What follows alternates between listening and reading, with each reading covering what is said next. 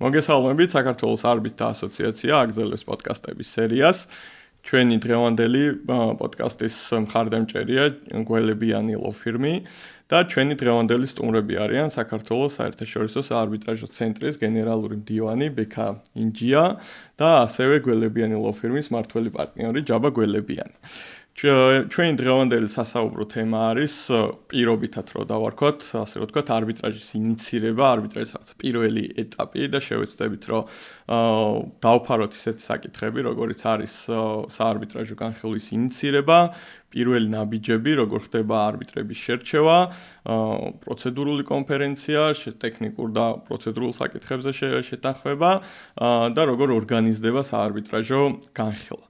პირველ რიგში მადლობა სტუმრებს სტუმრობისთვის და იმედი მაქვს რომ საინტერესო ეპიზოდი გამოგვივა, იმიტომ რომ ერთი მხრივ ყავს ბექა ინჯია, რომელიც წარმოადგენს საარბიტრაჟო ინსტიტუტს და მისი მდიდარი გამოცდილება გაგვიზიარებს თუ რა გამოწვევები აქვს ინსტიტუტს ორგანიზების კუთხით, არბიტრების შერჩევის კუთხით და ასე შემდგომ, ხოლო მეორე მხრივ პრაქტიკოსი არბიტრი და ადვოკატი, რომელიც სხვა პერსპექტივიდან შეიძლება რომ დაგვანახოს ეს საკითხები.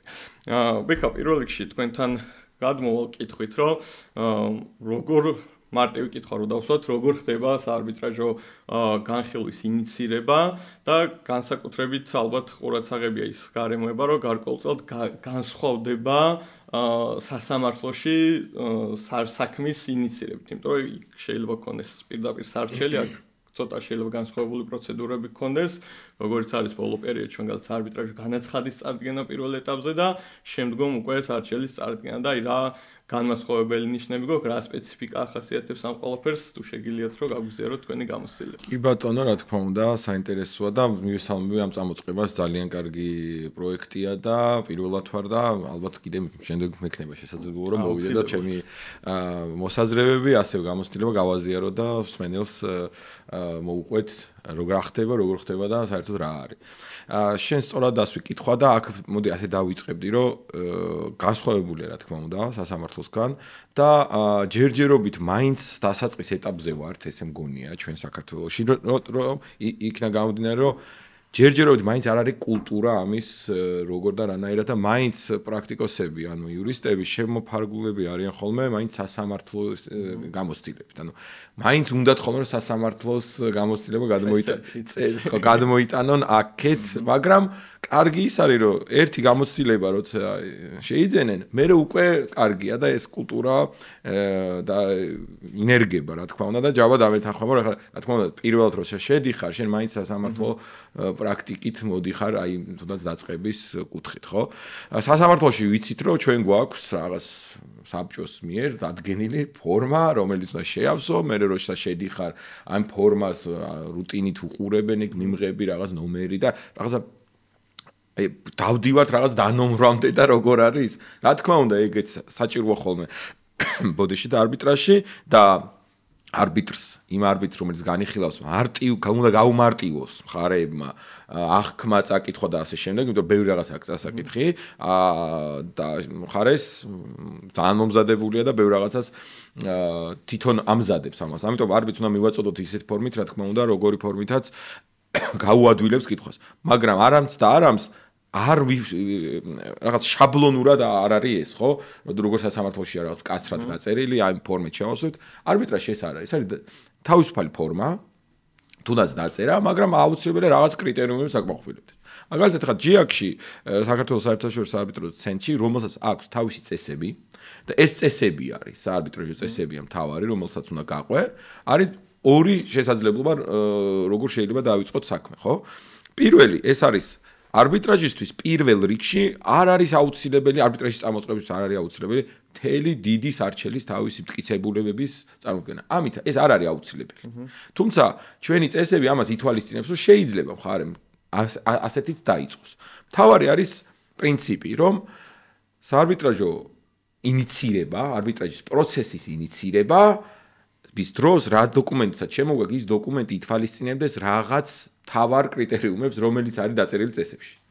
მაგალითად, ეს არის პირდაპირ ჩამოწერილი, რასაც უნდა ითვალისწინებდეს. ამიტომ პირდაპირ თქვათ, რომ ანუ ორი შესაძლებლობაა განსხვავდება სხვადასხვა წესების მიხედვით და პროცედურის მიხედვით, მაგრამ ეს არის პირველი საარბიტრაჟო განაცხადი, პირველი ამით იწყება, მაგრამ შეიძლება მხარემ სადგნენ და პირდაპირ სარჩელი შემოიტანონ, არბიტრაჟის სარჩელი, სარჩელს გულისხმობ ამ შემთხვევაში იმას, რომ ეს არის მოთხოვნა, სამართლებრივი დასაბუთება, მტკიცებულებები, გამართულია ყველაფერი. რა თქმა უნდა, აქ არ ვსაუბრობთ ჩვენ რაღაცა ფორმა აქვს.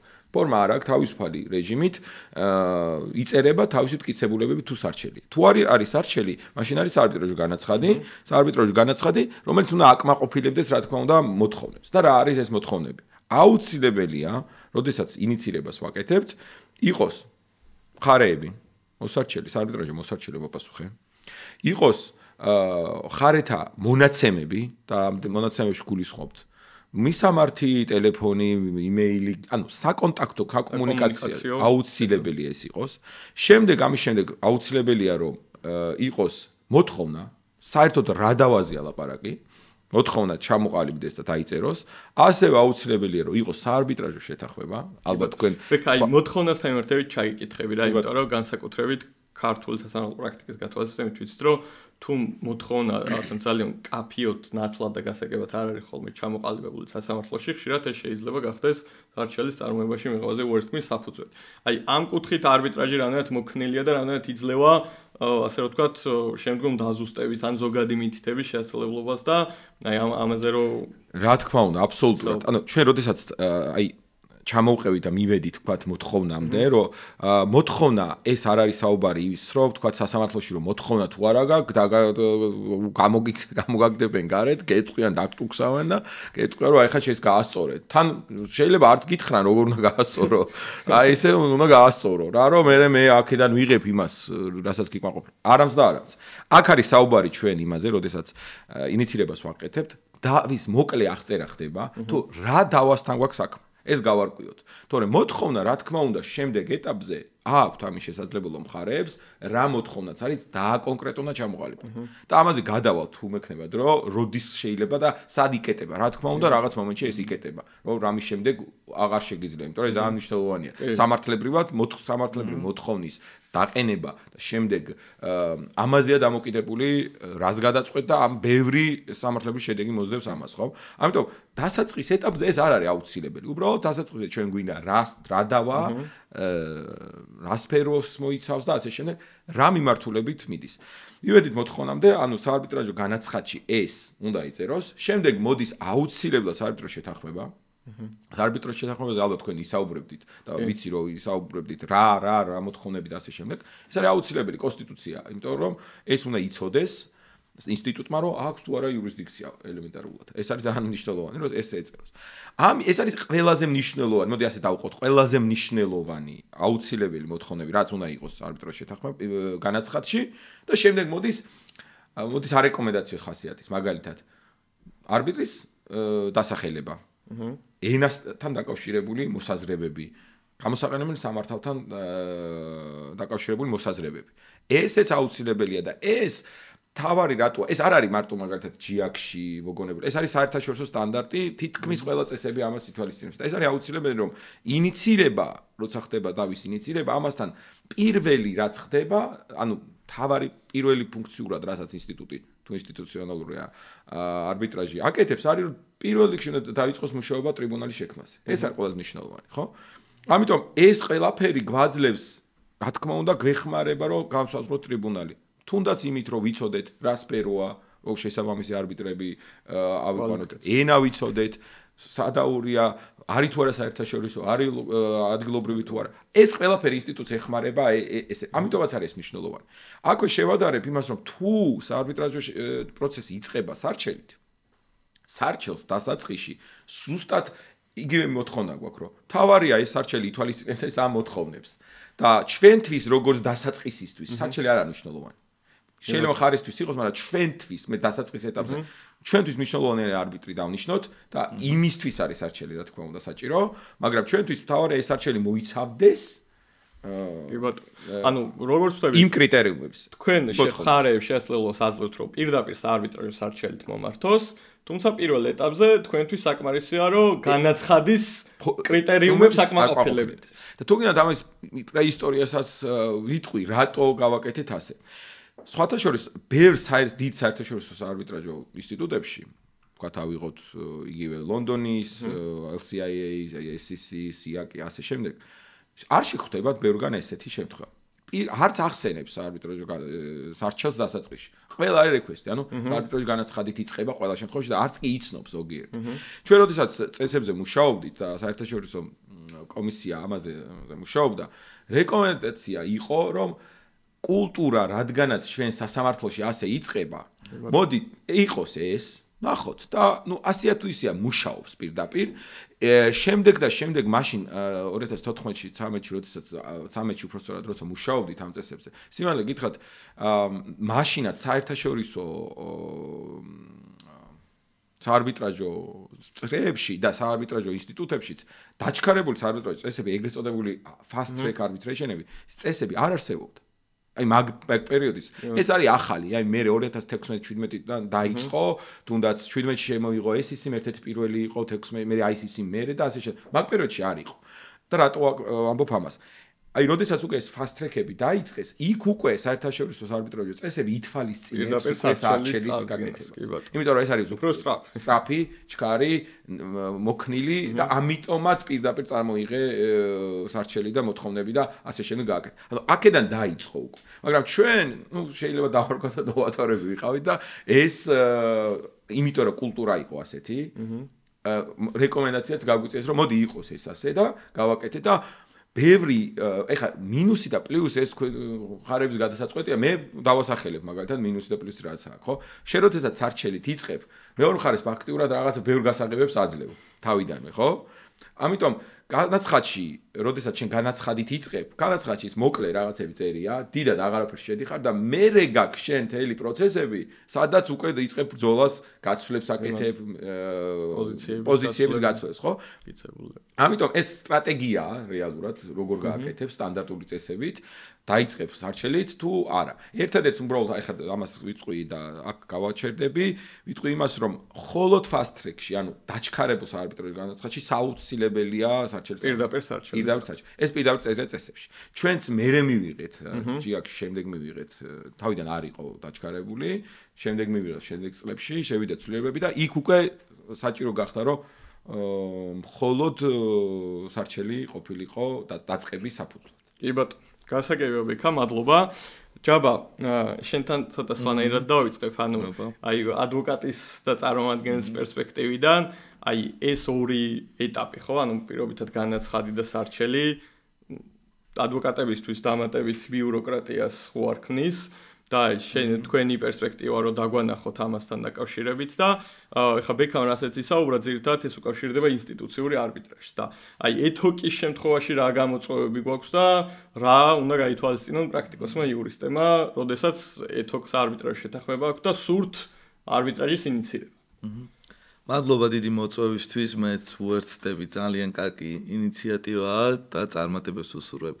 არბიტრ ასოციაციას ამ კუთხით პირველი საკითხით რომ დავიწყოთ ალბათ თავარი გამოწვევა არის იმ შემთხვევაში და იმ შემთხვევაში იქნება ბიუროკრატია ესე რომ დავარქვათ როდესაც მხარის წარმომადგენელს არ აქვს საკმარისი ცოდნა და გამოცდილება არბიტრაჟში და ალბათ არბიტრაჟის ერთ-ერთი მთავარი გამოწვევაც საქართველოშიც დღემდე ეს არის რომ ცნობიერების დონე ჯერ კიდევ დაბალია განსაკუთრებით პროცედურული წესების კუთხით მარტივი მაგალითი რომ ავიღოთ საქართველოში რამდენი 1000 იურისტი ამთავრებს ყოველწლიურად უნივერსიტეტს ყველა გადის სავალდებულოდ სამოქალაქო პროცესს ეს არის ერთი სამოქალაქო პროცესი და სიმართლე რომ ვთქვათ რომც დიდად ბევრი რაღაცა ვერ შეგეშლება სტანდარტულ დავაში მიყვები მოსამართლე მართავს პროცედურულად პროცესს და მიყვები ამ პროცესს და სულ რომ შეგეშალოს იმდენი შესაძლებლობა გამოსწორების რომ მე არსებითი პრობლემა აქ არ არის თუმცა არბიტრაჟში ეს ნამდვილად არ არის დროის სიმჭიდროვიდან გამომდინარე ზუსტად ეს შეშლა პროცედურული უფრო მტკივნეულია ძვირი დაждდება კი ხო ბიუროკრატიულ იმ ხრივ ალბათ უფრო არ არის რომ რეალურად გაძლევს შესაძლებლობას რომ საკუთარი რესურსები დახარჯო როგორც იურისტმა დაზოგო როგორც იურისტმა და გადაანაწილო საკუთარი დრო იმ ხრივ რომ დავის დაწყების დროს იმავდროულად არ მოგიწიოს სრული თქვათ პაკეტის შექმნა რაც სასამართლოშიც დაახლოებით პრაქტიკულად იგივეა იმიტომ რომ სარჩელის შეტანის შემდგომ მართალია მას ქვია სარჩელი თუმცა ჩვენი პროცედურა იძლევა საშუალებას რომ ძალიან ბევრჯერ თაზუსტო და საბოლოო ჯამში მტკიცებულებების პაკეტი რაც რეალურად განასხვავებს საარბიტრაჟო განაცხადს საარბიტრაჟო სარჩელისგან ანუ ყველაზე მოცულობითი ნაწილი ეს არის შეგიძლია მომდენო ეტაპზე წარადგინოს სასამართლოშიც და ალბათ ერთ თავარ შესაძლებლობას გამოვყოფთი ამ კუთხით რაც ძალიან მნიშვნელოვანია არბიტრაჟს ახასიათებს ეგრეთ წოდებული იურისდიქციული დავები რაც გულისხმობს რომ მხარეები შეიძლება დაობდნენ არბიტრაჟის კომპეტენციაზე ეს ძალიან ნორმალურია არბიტრაჟში და ის რომ შემიძლია ჯერ დაიწყოს არბიტრაჟო განაცხადით და შემდგომ უკვე საარბიტრაჟო ტრიბუნალის ინსტრუქციების შესაბამისად და მხარეთა მოთხოვნების შესაბამისად კონდეს შესაძლებლობა რომ ჯერ ვიდავო იურისდიქციაზე და კომპეტენციაზე და მხოლოდ შემდგომ გადავიდე დავითარსებით ნაწილზე თავისი მთელი პაკეტით მტკიცებულებების და არგუმენტებით ძალიან პრაქტიკული შესაძლებლობა ამ ხრივ. რაც შეეხება ad-hoc არბიტრაჟის შემთხვევაში აქ მთავარი განსხვავება ამ კუთხით არის ის რომ ტვირთი მხარეებზე პროცესის ადმინისტრირების კუთხით არის გაცილებით უფრო დიდი კი არა და სრულად მხარეებს ეკისრებათ ამის ტვირთი და ალბათ ამ ხრივ მაინც მნიშვნელოვანია რომ არა ინსტიტუციური წესებით, მაგრამ ad-hoc არბიტრაჟის წესების სარგებლობა არსებობს მსოფლიოში ძალიან გავრცელებული ამ ხრივ უნციტრალის ad-hoc არბიტრაჟის წესები და საქართველოშიც არბიტრაჟ ასოციაციამ მიიღო ქართული ადგილობრივი ad-hoc არბიტრაჟის წესები, რაც მხარეებს გაუმარტივებს პროცესის ინიცირებას. თუმცა, რა თქმა უნდა, პროცესის ინიცირება, არბიტრების დანიშვნა და ალბათ არბიტრების დანიშვნამდე მისასვლელი გზა გაცილებით უფრო რთულია ad-hoc არბიტრაჟში ვიდრე ინსტიტუციურ არბიტრაჟში. კი ბატონო, მადლობა ჯაბა, ჩემი მხრიდანაც დავამატებდი იმას, რომ აი ჯაბამ რაც ახსენა, რომ ჯერ იურისდიქციული საკითხის გარკვევა, ხო, ანუ როდესაც შეგაქვს განაცხადი, მეორე მხარე თუ გეთანხმება ნიშნავს, რომ ეს ნაწილი ფაქტობრივად გავლილია და თუ სადაოდ გაგიხადა, ასე რომ ვთქვათ, მას შემდეგ რაც როგორც წესი გადაწყდება იურისდიქციულ საკითხის, შემდგომ ხდება უკვე დავის არსებით ნაწილზე დავის გაგრძელება და ამავდროულად, ხა ვიცით რომ სარჩელის წარდგენა ხშირად უკავშირდება, რაღაცა შეიძლება ექსპერტიზის დასკვნები იყოს მოსაპოვებელი და მთელი მტკიცებულების შესაგროვებელი და ამ დროს შეიძლება გჭირდებოდეს უზრუნველყოფის ღონისძიების გამოყენება, ხო? ანუ ამ დროს შეგიძლია რომ ინიცირება მარტივად მოახდინო, რომ პირობითად სასამართლოს მიმართ უზრუნველყოფის ღონისძიების გამოყენების მოთხოვნით და ამ დროს სასამართლო ყოველთვის ითხოვს რამდენად გაქვს თუ არა დაწყებული საარბიტრაჟო განხილვა. ხა კი იქ არის შესაძლებლობა რომ მაგალითად წინასწარი უზრუნველყოფა მოითხოვა, მაგრამ მანდაც 10 დღიანი ვადაა, ხო? ანუ თუ დაგიკმაყოფილ და ადრეში უნდა წარადგინო, რომ დაწყებულია საარბიტრაჟო განხილვა. შესაბამისად, ხშირ შემთხვევაში, როდესაც მხარეს ესეთი გადაუდებელი აუცილებლობა უდგას, რომ თუ არ გამოიყენებს უზრუნველყოფა, შეიძლება მისი მოთხოვნა შემდგომ აუსრულებელი დარჩეს. განაცხადის წარდგენით მარტივად შეუძლია რომ მოახდინოს არბიტრაჟის ინიცირება და შექმნას ეს პროცედურული შესაძლებლობა კლიენტისთვის. კი ბატონო. ამ კუთხით შეიძლება საინტერესო იყოს რენელისთვის ძალიან მნიშვნელოვანი განსხვავების შესახებ. შეხედეთ, ერთი არის, როდის იწყება პროცესი. საარბიტრაჟის პროცესი. ძალიან კარგი კითხვაა. ეს იწყება რეგისტრაციით თუ უბრალოდ შემოტანით. და აი რატომ მნიშვნელოვანი იმიზნისთვის რაც შენ ახსენე ხარ რომ მე მინდა რომ სასამართლოში ვაჩვენო რომ რითი იწყება პროცესი აი ძალიან საინტერესო მარტივია ერთი კუთხით ის რომ წესებს უნდა ჩაიხედო მაგრამ იქ არის მნიშვნელოვანი რომ რეგისტრაცია ხო არ არის საჭირო რეგისტრაცია რა არის რეგისტრაცია არის ის როდესაც გამართულია და ნომერი მიენიჭება იმიტომ რომ რეგისტრაციაში არ გავა საქმე თუ ელემენტარულად ფორმალურ მოთხოვნებს ვერ აკეთებ. პირველი, აი ძალიან მარტივი. არ არის გადახდილი. კი ბატონო, სარეგისტრაციო გადასახადი. მარტივად, საერთოდ არ გატარდება რეგისტრაციაში. მაგალითად, მეორე არ არის წარმოქმნილი მხარის მონაცემები. არ არის დაწერილი საარბიტრო შეთანხმება. ამაზე შეხედეთ, ჩვენ ვიწყებთ პროცესს, პირდაპირ წერია წესებში, რომ პროცესი შემოტანით იწყება, მომართვით იწყება, თუმცა ეს არ ნიშნავს, რომ ის რეგისტრაციაში გატარდება. რეგისტრაციაში გატარება არის იმის დადასტურება, რომ სარჩელი გამართულია. იმიტომ რომ ჩვენ სასამართლოსგან გასხვავებით გვაქვს ხარვეზ დადგენის ინსტიტუტი. ანუ იცით რატო მოქნილი უნდა იყოს არბიტრაჟი, აუცილებელია მოქნილი უნდა იყოს. რატო უნდა შევქნა ხელოვნური ბარიერი? იმით რომ თქვა ეხლა მაგალითად მე არ მივიღებ, არ დავარე, არა მარტივად ეუბნებით მომიტანე გაასწორე ეს და დამატებით ეს არის. ხო, დამატებით გაასწორე, აქ ეს გააკეთე და მაგრამ იმასაც ვაძლევთ რომ პროცესი დაწყებულია. კი. პროცესი დაწყებულია, ამიტომ ის პროცესის შემოტანით კრიტერიუმი რომ სასამართლოს პროცესი დაიწყო და უზრუნველყოფის ღონისძიებაში ეს ჩაითვალოს უკვე დაკმაყოფილებული არის და შესაბამისად ეს აქ პრობლემა არ არის. ანუ რეგისტრაცია არ არის აუცილებელი რომ პროცესი დაწყებულად ჩაითვალოს.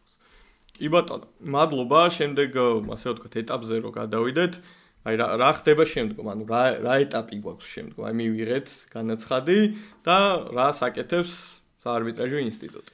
კი ბატონო, ეს ძალიან ესეთი კითხვაა, რომელსაც ბევრ რაღაცას ვაკეთებთ, თუმცა ერთი შეხედვით შეიძლება აი ძალიან უცებ რო შევხედოთ სურათს, ხო? შემოვიდა განაცხადი ან სარჩელი, რა პირველი რაც თავში მოგივა ადამიანს არის ის რომ დანიშნო არბიტრი.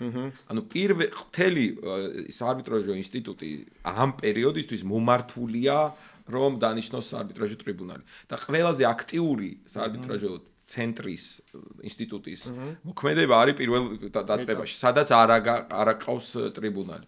და მისი ჩართულობა მაღალია, იმიტომ რომ რაღაცა საკითხებზე, სადაც ტრიბუნალი არ აქვს, ინსტიტუტს თვითონ უკვე გადაწყვეტილებას მიიღება. მაგრამ აი ეს არის ძალიან მნიშვნელოვანი და ჯავამ ახსენა კულტურა და ასე შემდეგ. ეს არის აუცილებლად ვიცოდეთ, რომ არბიტრაჟი, როგორც ასეთი, არ არის სამდივნო რა, მოკლედ ასე. კი ეს ერთიანობა, ცოტა დამობნევლად არის, მაგრამ რა არის არბიტრაჟი? არბიტრაჟი არის ერთიანობა პროცესისა და ტრიბუნალის, მათ შორის დასაწყისში ინსტიტუტის, მაგრამ როგორც ასეთი გადაწყვეტილება არ გამოაქვს ინსტიტუტს როგორც დაწესებულებას. ეს აუცილებელია ყველამ კარგად ვიცოდეთ, ყველამ, რომ გადაწყვეტილებას გამოაქვს საარბიტრაჟო ტრიბუნალს. აი იმ შემადგენლობას, იმ ერთ კაცს, აი იმ სამ კაცს, რომელსაც ხარები ენდობიან, რომ მან იცის ესა და ეს საკითხი კარგად, კარგი იურისტია, კარგი არბიტრია და ის ნეიტრალურად მაღალ ხარისხობრივ გადაწყვეტილებას დადებს და ამ დავას გადაწყობს. რაც შეეხება ინსტიტუტს, როგორც ასეც დაწესებულებას, ეს არის ორგანიზაციული ფორმა, რომელიც ადმინისტრირებას უკეთებს. ეს არის იდეალური სიტყვა. ინგლისურშიც ესია და სხვა ენებში, რომ ინსტიტუტი უწევს ადმინისტრირებას, ხარებს თავაზობს წესებს, იმ ორგანიზაციულ საჭიროებებს, რაც მათ ადვილად გაუადვილებს დავის გადაწყვეტას. და მეც ალბათ მიკერძოებული ვიქნები და სულ ვიძახი, რომ ჩემის აზრით ინსტიტუციონალური არბიტრაჟი უფრო მოქნილი არის მხარეებისთვის, იმიტომ რომ მარტივად უგვარებენ პრობლემ, მოდი ასე ვთქვათ რა, იმ საფეხურებს, რაც შეიძლება თვითონ მოუწიოთ. და მოდი ასე ვთქვათ, არასწორი სიტყვა, მაგრამ შეიძლება შეფერხდნენ კიდეც რაღაცეებში. ამიტომ მე არც ურჩევდი არც კლიენტებს, არც საზოგადოებას, თუ არა აქვს ამის რესურსი, ad-hoc არბიტრაჟი არ უნდა გამოიყენო. ეს არის უფრო ძლიერი მხარეებისთვის, სახელმწიფოებისთვის, დიდი კორპორაციებისთვის, რომელსაც დიდი კულტურა აქვს და შეუძლიათ ამის გაკეთება. ძირითადად ეხა მოდი სიმართლე ვთქვათ, სახელმწიფოები იყენებენ უფრო მეტად და ინსიტრალი არის. მაგრამ შეიძლება ეს, მაგრამ თავიდან უნდა გავითვალისწინოთ, რომ ad-hoc, ანუ კონკრეტული დავისთვის შექმნილი არბიტრაჟისთვის და წესებისთვის აუცილებელია დიდი მონდომება, ხარების ჩართულობა და ასე შემდეგ. ამიტომ ცოტა გადავხვიე, მაგრამ ისევ დავუბრუნდი, რომ ვიწყებთ, პირველი რიგში არის არბიტრაჟის დანიშვნა. მაგრამ ეხავე ჩემი გამოცდილებიდან გეტყვით, რომ არც ქონია საქმეები, სადაც მარტივად მიდიხარ და უცებ ნიშნავ ტრიბუნალს ძალიან მარტივად, მაგრამ ქონია საქმე, რომ ტრიბუნალის დანიშვნამდე იმდენი გაცვლა გამოსვლა და იმდენი სამუშაო გაგვიწევია, რომ აი ძალიან ბევრი და დავა გადაგეწყვეტა თვლიან. იმიტომ რომ მაგალითად, ეხლა აი შეიძლება კითხვა დასვა რა, ხო? ჩვენი მარტივი მიზანია, რომ დავა შემოვიდა და დავნიშნო ტრიბუნალი. ეგრე არ არის. ხშირ შემთხვევაში მაგალითად ავიღოთ მრავალხარიანი არბიტრაჟი, ხო? რამდენიმე მხარე არის ერთ მოსარჩელე, რამდენიმე მხარეა მოპასუხე. ეს ერთი გართულება. მაგალითად არის შეგებებული სარჩელი. მეორე გართულება. ანუ მე ვამბობ სირთულის მიხედვით, ხო? შეგებებულ სარჩელზე რა ვშვებთ? უცდით ის როგორ ნიშნავს ვინ არის მოსარჩელე, ვინ არის მოპასუხე, იმიტომ რომ შეიძლება აღმოჩნდეს ისე, რომ მოსარჩელე გახდეს. მაგალითად კონსოლიდირება. სხვადასხვა დავაა. მაგალითად ეს შეგებებული სარჩელი კავშირში არის სარჩელთან, საერთოდ ახალი ხო არ უნდა დაიწყო. საერთოდ სხვა საფუძვლები ხო არ არსებობს. მაგალითად გაერთიანება, ქონია შემთხვევა, რომ უნდა გაერთიანდეს სხვადასხვა საქმეები, კონსოლიდირებაც რასაც ვეძახით. ანუ მაგალითად მესამე მხარი ჩართვა. ეს ყველაფერი ხდება ტრიბუნალამდე, როცა მოთხოვნილია, ხო? ერთი იძახის, რომ მე მინდა ის ხარე იყოს, იმიტომ რომ იმან მოაწერა ხარე, ეს იძახის ეს ხარე, რომ მე საერთოდ არ შუაში არა ვარ. ანუ ეს ყველაფერი არის მრავალხარიანი არბიტრაჟის ერთ-ერთი გამოწვევა. ამიტომ ეს მიმოწერა ყველაფერში შეიძლება გაართულოს, გააჭიანუროს არბიტრის დანიშვნა. თუნდაც იურისდიქციის საკითხი. ერთი გეუბნება, რომ არა გაქვს იურისდიქცია, რა უნდა ქნა. საერთოდ არ წერია. მიდის საბჭოზე და საბჭოში ერთ თავარი კითხვა რა არის, რომ ინსტიტუტის მიერ მისაღებ გადაწყვეტილებას, რაც ბევრი არ არის, 5-6 საკითხი არის, რასაც იღებს ინსტიტუტი ტრიბუნალამდე გადაწყვეტილებას. ეს არის დანიშვნა, ეს არის აცილება, ეს არის მაგალითად გაერთიანება, მესამე მხარის ჩართვა და ასე შემდეგ.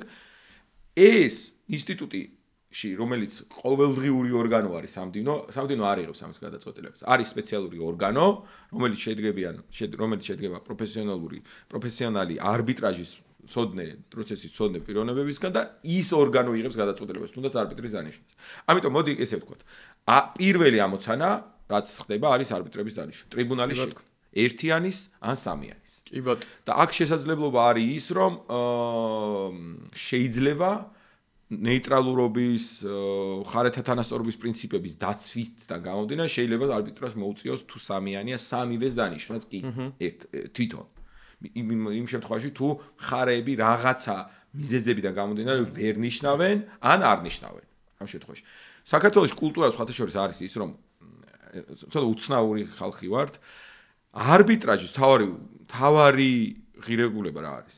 რომ ყავს ისეთი არბიტრი, რომელიც შენ იცი ენდობი, შენი ადვოკატი კი არ არის, იცი მისი პროფესიონალიზმის, იცი რა გაუკეთებია და იცი რომ მაგალითად აი ამ ტრანზაქციებში არის ძალიან ძლიერი, ხო? ფინანსურ სამართალში პირობითად, ხო? უცნაურობა ხდება. მოდიან მხარეები და ძალიან ბევრ შემთხვევაში გვეუბნათ თქვენ თვითონ დანიშნეთ. აი ეს ცოტა არ მისმის. თავარ ბენეფიტზე უარს ამბობენ რეალურად. კი შეიძლება რაღაც მომენტები იყოს და ეს გჭირდებოდეს, მაგრამ აი ესეთი სტატისტიკა არ უნდა იყოს ჩვენ და რომ არა ჩვენთვის არ აქვს გენდობით. მადლობა, ჩვენ რომ გვენდობი, მაგრამ რთულია მოძებნა. რთულია მოძებნა. მაგრამ ამაზე ვისაუბრებთ, მე მგონი ეს მოძებნა. აი ჯაბასთან გადავალ ზუსტად ამ კითხვით, აი წარმომადგენლის პერსპექტივიდან რა გამოწვევები არის არბიტრის ნომინირების, რომ აი მხარემ ნომინირება გაუკეთოს და აი ამ კუთხით თუ შეგიძლია რომ გაგვიზია რომ კი ბატონო, ბექას კითხვასაც თუ ინტერესი რო დავაკმაყოფილო, რთულია მოძებნა პირველ რიგში და ალბათ ამიტომაც მხარეებს უჭირთ ხოლმე შერჩევა და ამ რთულია მოძებნაში რამდენიმე ფაქტორი გულისხმება. ერთი ის რომ ისევ და ისევ ალბათ ყოველჯერზე გამეორდები რომ ცნობიერების და ზოგადი პრაქტიკის ნაკლებობიდან გამომდინარე ძნელია რომ თუ არ ხარ ჩართული სფეროში და აქტიურად არ მონაწილეობ არბიტრაჟის კუთხით სხვადასხვა მოვლენებში რაც ქვეყანაში მიმდინარეობს რთულია რომ იცოდე ვინ ანდო არბიტრაჟი, ანუ ვინ არის ის არბიტრი, რომელსაც შეგიძლია პროფესიულად ენდო და არბიტრ ასოციაციის აკრედიტაციის პროგრამა და აკრედიტებული არბიტრების შემოღება ზუსტად ამას უკავშირდებოდა, რომ შეგეძლოს, რომ ენდო რაღაცა სტანდარტით მაინც გადამოწმებულ ადამიანებს. ეგ არის პირველი საკითხი, რომელსაც უკავშირდება მეორე საკითხი, რომ თუ სამწუხაროდ საქართველოში ისეთი სასამართლო პრაქტიკა არის შექმნილი და ისეთი მიდგომები არსებობს არბიტრთა ინტერესთა კონფლიქტის მიმართ, რომ თუ იცნობ ადამიანებს და ხარ შესაბამისად სფეროში აქტიური შეიძლება ძალიან საფრთხილოა რომ არ ჩაითვალოს უკვე მხარესა და არბიტრორის ინტერესს და ისეთ კონფლიქტად რამაც შეიძლება საფრთხე შეუქმნას გადაწყვეტილებების ცნობა აღსრულებას. ანუ ეს არის მეორე სირთულე, რაც ისევ უკავშირდება იმას, რომ საქართველოში საიდან შეიძლება გამომდინარეობდეს, რომ საქართველოში წლების განმავლობაში არბიტრაჟს არ ქონდა კარგი რეპუტაცია, არსებობდა ძალიან ბევრი მიკერძოების და ინტერესთა კონფლიქტის кейსები, თუმცა დღესდღეობით სასამართლო პრაქტიკა სამწუხაროდ ისე შეიცვალა, რომ მაგალითად არბიტრთა სიაში ყოფნა რომელიღაც ინსტიტუტის არის გადაწყვეტილებაზე ბევრი ვისაუბრეთ ჩვენ პოდკასტებში და შევეხეთ. ამიტომ ცნობილია. ამიტომ ეს სირთულე უკავშირდება, რომ უკვე არბიტრთა სიაში ყოფი შეიძლება თვითონ თქვა რომელიმე მხარის წარმომადგენელი იყოს და უკვე არბიტრთა სიაში ყოფნა ხელს უშლიდეს ინტერესთა კონფლიქტის საფრთხეს. აქედან გამომდინარე ისევ ალბათ გამოსავალი არის ცნობიერების გაზრდა, მეტი ინფორმაციის მიწოდება და მხარეებისთვის ახსნა იმის, რომ ძალიან მნიშვნელოვანია რომ ყავდეს ის არბიტრი, ვისაც ენდობი და ამ მხრივ ინსტიტუტების როლი, რა თქმა უნდა, ძალიან დიდია, იმიტომ რომ რაც უფრო რეპუტაბელური არის ინსტიტუტი და რაც მეტი ნდობა ამის მიმართ, მხარე უფრო მშვიდად გრძნობს თავს, რომ იმ შემთხვევაში თუ ის ვერ მოახერხებს არბიტრის არჩევას, ან არის ერთარბიტრიანი ტრიბუნალი და მხარეები ვერ თაყდებიან ერთ არბიტრზე, ამ შემთხვევაში ინსტიტუტი შეარჩევს არბიტრს, რომელიც საქმე შეესაბამება. იბათ, მადლობა ჯობია. კი, და აი ერთ კითხვასაც დავსვავ ბარემ ბექა შენთან და რომ შევაჯამოთ ეს საკითხი. ალბათ მხარეების მხრიდან ამ უფლებაზე უარის თქმა ინსტიტუტსაც გარკვეულწილად პასუხისგებლობას აკისრებს, რომ შემდგომ უკვე ინსტიტუტმა უნდა უზრუნველყოს შესაბამისი კვალიფიკაციის, ისე რომ ინტერესთა კონფლიქტიც არ არსებობდეს, ისეთი კადრის შერჩევა, მით უმეტეს თუ სამ კაციანი ტრიბუნალი არის, ამ შემთხვევაში კიდევ უფრო რთულდება ეს და აი ამ ყველაფერს გამოწვევას როგორ უმკლავდებით და აი კიდევ არის ინტერესთა კონფლიქტთან მიმართებით, ანუ ერთი არის რომ წესებშიც ცხადია გეწერებათ, კანონშიც გვაქვს დათქმა, მაგრამ აი თქვენი მხრიდან ვეხდება ამის ასე რომ თქვა ჩიდა გადამოწმება თუ ეს მინდობილია პირობითად არბიტრის კეთილსინდისიერებას და მეორე მხრივ ხარეთა ჩართულობაზე რომ ისინი რამდენად ხდიან ამ ყველაფერს სადავს. ხო და ზუსტად მაგის სამატება მინდობა. ჯაბამ თქვა რომ ხარისთვის ეს ძალიან ძნელია და ჩვენთვისაც ძნელი კი არა, ჩვენზე უფრო პატარა ქვეყანა. კიდევ უფრო ძნელია და ახლა შეხედეთ ძალიან ბევრი ნიუანსი არის. ყველაზე რთული ამოცანა, სიმართლე გითხრათ, არის არბიტრების დანიშნა. საქართველოში. ჩვენთან, როდესაც საერთაშორისო შემოდის, ანუ უცხოური როცა არის, გვიხარია, იმიტომ რომ ძალიან დიდი რაოდენობა არბიტრების სია, მოდი ასე დავარქვათ რა. დიდი შესაძლებლობა მაღალკვალიფიციური ხარისხიანი არბიტრი, რომელსაც გამოცდილება აქვს. მაგრამ როდესაც საქმე ეხება ადგილობრივ არბიტრაჟს, სადაც ქართული სამართალი აქვს, აქ ხდება ყველაფერი და დავა მთლიანად მიჯაჭულია, არც ერთი უცხოური ელემენტი არ აქვს. შეხედეთ რამდენი რაღაცა პატარა ქვეყანა. ცოტა რაოდენობის იურისტები, ამ იურისტებში კიდევ ცოტა არბიტრის პროცესის ცოდნე, ისეთი პროცესის ცოდნე, რომელიც მატერიალურ სამართალში ძალიან კარგია იმ სფეროში, ამას ემატება ამ შეზღუდული შესაძლებლობებით ინტერესთა კონფლიქტები და ამას ჩვენი მხრიდან გამეორებით დანიშნები. ჩვენ ძალიან ვიცავთ გამეორებით დანიშნას. ანუ ერთი და იგივე პიროვნება ბევრჯერ ინსტიტუტის მიერ განსაკუთრებით როცა ვამბობთ, რომ ხარე, როდესაც ნიშნავს ჩვენ რა, ინსტიტუტის მიერ დანიშნულებს ძალიან ვერიდებით. ანუ წლები უნდა გავიდეს, რომ ბევრი დანიშნა არ ქონდეს, რომ არ იყოს არ ჩაითვალოს მიკერძოებულობა ვიღაც ერთ პიროვნებასთან დაკავშირებით. ეს ამას ემატება კიდევ ის ფაქტორი, რომ ხარისხიანი გადაწყვეტილება კიდე. და გჭირდება ცოდნე, რომელსაც გამოცდილება აქვს და ამ შემთხვევაში აი მისი არ იყოს დიმიტრია გელოვანი, რომელიც მოკტაო, აი ამ სიტუაციაში ვარდებით ხოლმე. განსაკუთრებით, ანუ აქ ეხლა კიდე როგორი სიტუაციაა, ხო? ჩვენ გვინდა რომ ავირჩიოთ კარგი არბიტრი, მაგრამ მეორე მხრივ ვიღაცამ შეიძლება კითხვა დასვას, კაცო, თუ აი ვიღაც ახალგაზრდა, ვიღაც ახალმოსული შევიყვანოთ ამ იმაში. იმიტომ რომ როდის ხაც ხო უნდა დაინიშნოს ის კაციც რა. იმიტომ რომ ჩვენ ვაქცევთ ყველას რომ გამოცდილება გქონდეს არბიტრაჟში. როდისღაც ხო უნდა შევიყვანოთ, მაგრამ ამას ძალიან ვაქცევთ ყურადღებას და აქ გვაქვს ჩვენ. დიდი სიფრთხილეა ცხადია კი, მაგრამ მაგალითად თუ არის სამ არბიტრიანში ადვილი საქმეა თანა არბიტრად. რომ აი შემოვიდეს პროფესიაში რა, რომ დაინიშნოს. ან მაგალითად ადვილი საქმეა.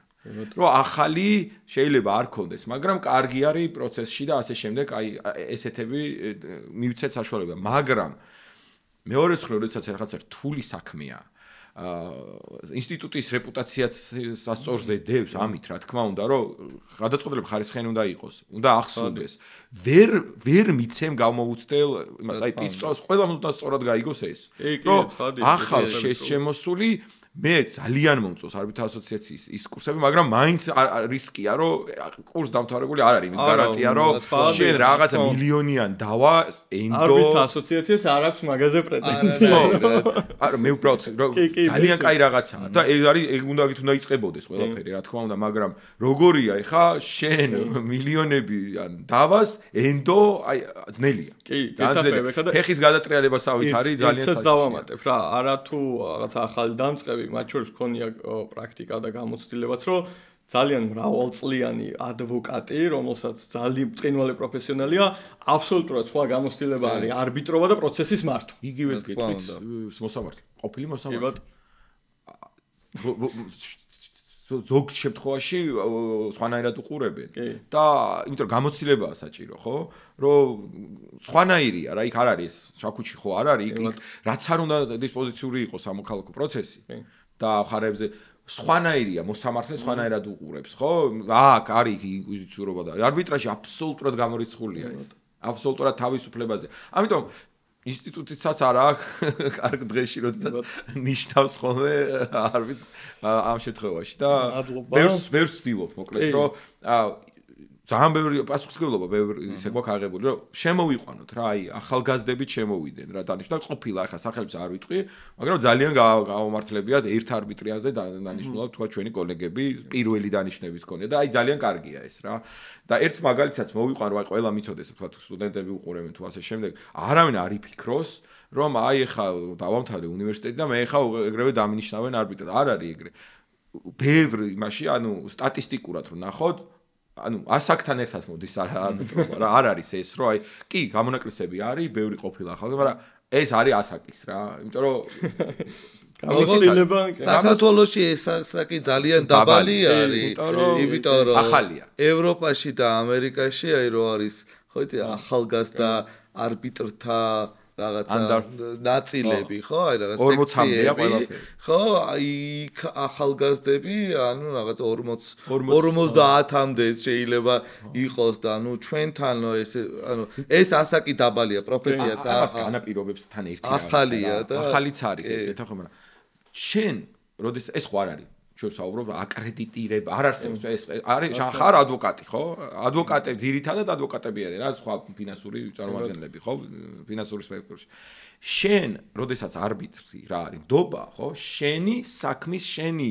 განვლილი გზას გენდობი რომ გადავიწყვიტო ეს დავა ამიტომ ეს მოდის რეპუტაციასთან ერთად შენი განვლილი გზიდან გამომდინარე მოდის და რა თქმა უნდა შემოვიდეს ახალგაზრდები პროფესიაში მაგრამ ნელ-ნელა მაგრამ და ეს ამიტომაც გვიჭირს რა ცოტა რაოდენობა არის ცოტა საქართველოში კი ბატონო მადლობა და ერთი საკითხიც გსურს რომ ამ პოდკასტის ჩვენი დღევანდელი ეპიზოდის ფარგლებში განვიხილოთ ეს არის ალბათ ძირითად შემთხვევაში არბიტრების დანიშნებს ხშირ შემთხვევაში მოსდევს პროცედურული კონფერენცია პროცედურული შეხვედრები სადაც მხარეები ტრიბუნალთან ერთად განიხილავენ პროცედურულ საკითხებს ძირითად საკითხებზე თანხმდებიან და ასევე პროცედურულ საკითხად დადგენილების ეგრეთ წოდებული TOR-ის როლი ამ პროცესში და აი ჯობა შენი მხრიდან რომ დაგვანახო აი წარმომადგენლის პერსპექტივიდან რამდენად მნიშვნელოვანია და რა დატვირთვა აქვს თვითონ საარბიტრაჟო განხილვაში ამ ყველაფერს და შემდგომ უკვე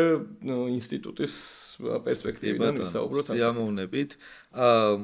წეგან მახსენე რომ ერთ-ერთი თქვათ შეიძლება სირთულე თუ გამოწვევა არბიტრაჟის ის არის რომ რაღაცა ბევრი სხვადასხვა წესია და მეტი გამოცდილება გჭირდება ამ პროცედურების ცოდვის კუთხით შემჭიდროებული ვადებია და აქედან გამომდინარე პროცედურული შეცდომები უფრო ძვირად ფასობს ვიდრე სასამართლოში. ზუსტად ჩემი განმოსახედიდან ამ გამოწვევის საპასუხო ძალიან კარგი საშუალებაა პროცედურული კონფერენცია და ეს პროცედურული ეტაპი, როდესაც ტრიბუნალი ხარებს აძლევს რეალურად შესაძლებლობას, რომ სრულად კონდეს წარმოდგენილი მთელი ის ეტაპები, რაც მომავალში თუნდაც შემჭიდროებულ ვადებში გაიაროს. ამიტომ ერთი მნიშვნელოვანი დატვირთვა იმ მხრივ, რომ იცოდე, როდის რა მოხდება, რას ელოდება ტრიბუნალი, რა ეტაპები უნდა გაიარო და ეს კალენდარის ქონა თავიდანვე ძალიან მნიშვნელოვანია წარმომადგენლისთვის, რომ დაგეგმოს თავისი საქმიანობა, იმიტომ რომ ჩვენ იურისტებს ბევრი სხვადასხვა საქმე გვაქვს. ამ მხრივ არის ამას გამოვყოფთი ალბათ, ასევე არბიტრების რეალური გაცნობა კონკრეტულ საქმეში შეიძლება მანამდე იცნოდე, მაგრამ ეს ძალიან მნიშვნელოვანია და გაგება იმისა თუ ვინ რამდენად ვის რა მოწონს, როგორ მოწონს და რას უნდა ელოდე, იმიტომ რომ არბიტრების გაცნობა, მათი ცნობა და გააზრება მათი ვთქვათ, ვის რა მოლოდინები აქვს ძალიან მნიშვნელოვანია იურისტისთვის, რომ საქმე სწორად წარმართოს.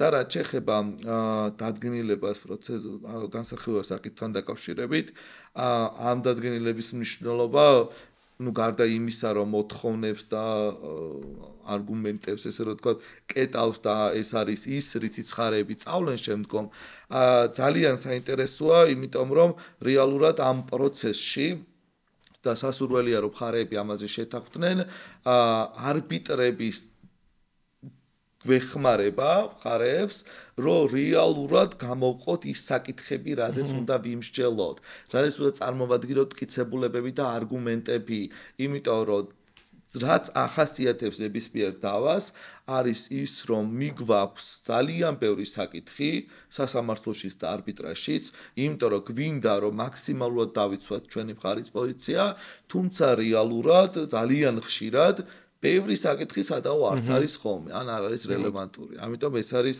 ალბათ ამის გამოკვეთა და ჩამოწერა და აღქმა არის ის, რაც არბიტრაჟს უფრო ეფექტურს ხდის სასამართლოსთან შედარებით. მადლობა ჯობა და ვექა მე ძალიან მოკლედ შევაჯერებ, რომ ანუ ზოგს ჩვენი რადგანაც კიდევ ერთხელ ვიმეორებ, რომ არ არის მაინც ახალია და ეხლა ვსწავლობთ ამ ყველაფერს, ხშირ შემთხვევაში ეშლებათ ხოლმე აი ეს საარბიტროჟ საკითხთა შესახებ დადგენილება და პროცედურული დადგენილება. ეს არის დანიშნულება ინგლისურად procedure order number 1, ანუ პირველი პროცედურული დადგენილება, ყველაზე მნიშვნელოვანი, პირველი და TOR. ჩვენ ინსტიტუტში TOR, ანუ ესე იგი საარბიტროჟ საკითხთა შესახებ დადგენილება არის ესეთი ინსტიტუტი. ბევრი საარბიტროჟ ინსტიტუტში არ არის ეს. და ამას თუმცა PO-ი, ანუ პირველი პროცედურული დადგენილება ყველგან არის. ანუ TOR ჩვენ გადმოვიღეთ და კარგიც არის. იმიტომ რომ კეტავს, აი ჯაბამ რაც ახსენა, TOR-ის ერთ-ერთი მიზანი არის, რომ შენ მხარეებთან ერთად გაიარო მოთხოვნები. და ეს არის ზუსტად ის ადგილი, რომ წერ რა საკითხები გაქვს. და მათ შორის ჩათვალეთ, რომ ეს არის ახალი საარბიტროჟ შეთანხმება. მხარეები თანხმდებიან უკვე საარბიტროჟ შეთანხმებას. თუმცა შეიძლება რომ იურისდიქციის საკითხი კონდეთ TOR-ში იყოს რომ ამაზე არის, მაგრამ თანხმდებიან, რომ ის არ ეთანხმება, თქვა იურისდიქციის საკითხი არის. იურისდიქციის საკითხი არის წარმოშობილი და თქვა შედავება არის ამაზე. თუ ეს არ არის, ფაქტიურად ჩათვალეთ, რომ ახალი საარბიტროჟ შეთანხმებაა და აქ იწერება მთავარი. მაგრამ რაც შეეხება პირველ პროცედურულ დადგენილებას, ეს არის აი ის სუბთა პროცესუალური საკითხები რაც ხარები უნდა შეთანხმდნენ. რაც წესებში არ არის გაწერილი. მაგალითად რა პირობითად აი პროცედურული განრიგი, დაგეგმა, როდის გამოვა გადაწყვეტილება, რამდენი ეტაპი გექნება დოკუმენტების გაცვლის, მაგალითად document production ქართულად არ ვიცი ეს როგორ დოკუმენტების კითხვებათა გაცვლა ასე ვთქვათ. მოთხოვნა, მოდი ასე ვთქვათ. კითხვებათა გამოთხოვა უფრო არის ეს რა გაცვლა არ არის, გამოთხოვა და ეშლება კიდევაც ზოგჯერ რომ ეს თავის კითხვებო გონია ეს არ არის, ეს არის მეორე მხარისგან კითხვების მოთხოვა და მისი გაბათილება რომ რატო არ უნდა მიცეს მაგალითად ეს იქნება თუ არა. მაგალითად ის თუ როდის დაიწყება პროცესი, რამდენი წუთი იქნება, რამდენი წამი იქნება, ყველა დეტალი, მტკიცების ტვირთი და ასე შემდეგ. რაც იწერება არბიტრებთან ერთად და პირველი პროცედურული დადგენილება რაც არის, აი ამაში იწერება. თუმცა ეხლა მე ერთ იმას ვიტყვი რომ ჩვენთან ის შემთხვევაში და მე ჩემი პოზიცია ძალიან პირადული, ვიძახი რომ აი არბიტრაჟის საკითხთა შესახებ დადგენილება, ეგრეთ წოდებული TOR და პირველი პროცედურული დადგენილება, მე ვფიქრობ, რომ რატომაც არა რომ გაერთიანდეს. ჩვენ რეალობაში თუ ორივე გვაქვს. რატომაც აი ვერ ხედავ ამის პრობლემას. ზოგ შემთხვევაში იძახიან, რომ არა ეს ალსალკე დოკუმენტად უნდა მივიღოთ, იმიტომ რომ მოთხოვნებია. მე ვფიქრობ, რომ ერთად შეიძლება ამის გაკეთება და ჩვენი წესები ამას უშუალოდ თავისი პროცედურული განრიგიანა, სადაც არის ჩამოწერილი თარიღები და რაც არის აბსოლუტურად ყველაზე არბიტრაჟული, მოდი ასე ვთქვათ, საზამთროში ეს არა გაქვს. შენ წინასწარ იცი სად ხარ, სად მიდიხარ და ჭყიტავ მთელ პროცესს. რომ როგორ იქნება და ყველა ყოფილი. ეს არის ერთ-ერთი ყველაზე ძალიან დიდი კომფორტი ამ კუთხით. კი ბატონო, ნამდვილად დაგეთანხმებით, როგორც არბიტრის პერსპექტივიდან, ისე წარმომადგენლის პერსპექტივიდან, რომ ეს ყველაფერი უზრუნველყოფს პროცესის განჭრეტადობას და მხარეებმაც და ტრიბუნალმაც იციან, ხო, ანუ რა პროცესში შედიან თავის კონკრეტული დღეებით, თარიღებით და ასე შემდეგ, იმიტომ რომ ჩვენ ვიცით თუნდაც ის რომ თქვათ ეს ცოტა ხანგრძლივი იყოს, კმაყოფილი მხარე. იცის, აი სიბნელეში არის. სასამართლოში გვაქვს ვიცით ხო რა პრაქტიკაც, რომ ანუ პირობითად არ მთავრდება მოსამზადებელი ეტაპი და ყოველ ჯერზე ახალ-ახალი შუამდგომლობები არ ვიცით მე მოსამართლეს როდის ეცლება და სხდომას როდის ჩაგვინიშნავს. ის ხილობს, აი უარს ვერ ეტყვის და ასე შემდეგ. კი ბატონო და კიდევ ერთი ძალიან მნიშვნელოვანი ანუ ასე რომ ვთქვათ ტრიბუნალის მხრიდან რომ თუ შემდგომ რაიმე საკითხი გახდა სადაო ძალიან მარტივად შეგიძლია მიუთითო ამ დოკუმენტზე რომელიც მხარის მიერვეა ხელმოწერილი და თვითონ მხარეს თვით შებოჭვის ფარგლებში ასე რომ ვთქვათ ნაკლები აქვს შემდგომ ამ ყველაფერზე პრეტენზია. ერთ განსხვავებას ასევე ვიტყვი რომ აი პროცედურული პირველი დადგენილება ხელმოწერის ვალდებულება ხარებს არ აქვს და იმიტომ რომ ეს არის ტრიბუნალის საკითხი, ტრიბუნალი წვეთს ამ საკითხებს თუ ვერ შეთანხმდნენ რა თქმა უნდა, თქვა მაგალითად რამდენი წუთი იქნება, რომელი დღე იქნება, ხარებ თუ ვერ თანხმდებენ წვეთს, მაგრამ რაც შეიძლება პროცედურულ დადგენილებას, აი აქ პროცედურულ საკითხთა შესახებ დადგენილებას, აი TOR-საც გულისხმობთ, იქ აუცილებელია ხოლმე ხარის ხელმოწერა, იმიტომ რომ აი აქ ნების გამომხატველია. თუმცა ამის ბერკეტიც არის თუ არ აწერს მე ბოლოს ერთი მხარე და ტრიბუნალი აწერს ხოლმე. ჯაბარამის დამატება ხომ არ გსურდა. არა, არაფერი, ახლა ზუსტად რაზეც ვისაუბრეთ, ის საკითხებია რამდენიმე, რაც არბიტრაჟის, ესე ვთქვათ, არა ყოველთვის, მაგრამ კომერციულ დავებში უპირატესობას წარმოაჩენს სასამართლოსთან შედარებით და ზუსტად ეს საშუალებები უზრუნველყოფს ეფექტურობას, რაც საბოლოო ჯამში დროს იგებს და ბიზნეს დავებში თუ რამდენად სწრაფად დასრულდება და ეფექტურად და ხარისხიანად დავა არის მთავარი გამსაზღვრელი კლიენტებისთვის თუ რომელი პროცედურა უფრო ურჩევნია თქო. კი ბატონო, დიდი მადლობა სტუმრობისთვის. შეგახსენებთ, რომ ჩვენი დღევანდელი ეპიზოდის ხარდამჭერია ჯაბა გველებიან law firm-ი. გამოიწერეთ ჩვენი გვერდი, გვიყურეთ და ცხადია შეგიძლიათ გამოგვეხმაუროთ თქვენი კომენტარებით, შენიშვნებით, მოსაზრებებით. დიდი მადლობა, დაგემშვიდობებით. აბა, დროებით.